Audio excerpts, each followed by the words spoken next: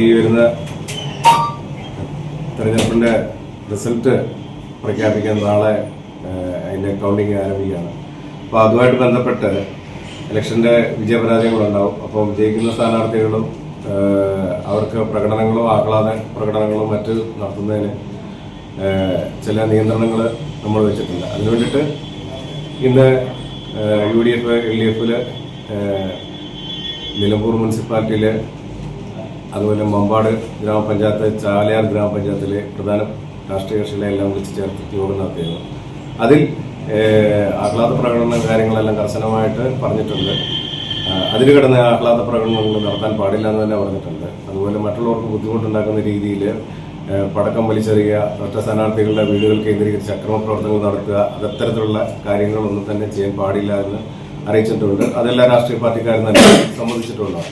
അപ്പം എല്ലാ സംവിധാനങ്ങളും നമ്മൾ നാളത്തെ കൗണ്ടിങ്ങുമായിട്ട് ബന്ധപ്പെട്ട് മാനവേദൻ സ്കൂളിലാണ് നമ്മുടെ കൗണ്ടിങ് സെന്റർ ഉള്ളത്. അവിടെ എല്ലാം അറേഞ്ച് ചെയ്തിട്ടുണ്ട്. ഇപ്പോൾ രാവിലെ 8 മണിക്ക് തന്നെ കൗണ്ടിങ് ആരംഭിക്കുന്നതാണ്.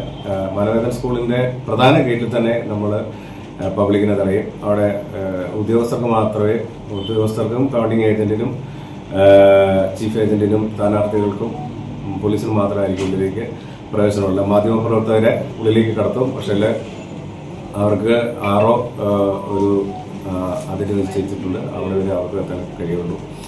അപ്പോൾ നാട്ടിലെ കലാപം ഉണ്ടാക്കുന്ന തരത്തിലുള്ള ഏതെങ്കിലും വിധത്തിലുള്ള പ്രവർത്തനങ്ങളിൽ നിന്ന് എല്ലാവരും വിട്ടുനിൽക്കണമെന്ന് രാഷ്ട്രീയ പാർട്ടിക്കാരോട് പറഞ്ഞിട്ടുണ്ട്. അത് പ്രകാരം അവർ അനുസരിച്ച് കൊള്ളാമെന്ന് പറഞ്ഞിട്ടുണ്ട്. കഴിഞ്ഞ ദിവസങ്ങളെല്ലാം വളരെ സമാധാനപരമായിട്ടാണ് പോയത്. ആ സൗഹാർദ്ദപരമായ അന്തരീക്ഷം തന്നെയായിരിക്കും നാളെ ഉണ്ടാകാമെന്ന് അറിയിച്ചിട്ടുള്ളത്. ഇതാണ് ഇന്നത്തെ രാഷ്ട്രീയ മീറ്റിംഗിൽ എടുത്ത തീരുമാനങ്ങൾ.